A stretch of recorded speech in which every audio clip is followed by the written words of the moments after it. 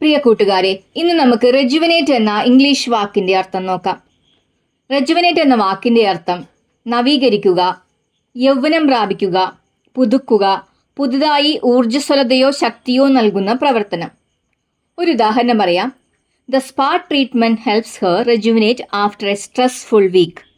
ഇതിന്റെ അർത്ഥം ഒരു സമ്മർദ്ദമായ ആഴ്ചയ്ക്ക് ശേഷം സ്പാ ചികിത്സകൾ അവളെ നവീകരിച്ചു.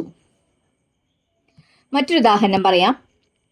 ദേ are planning to rejuvenate the old park.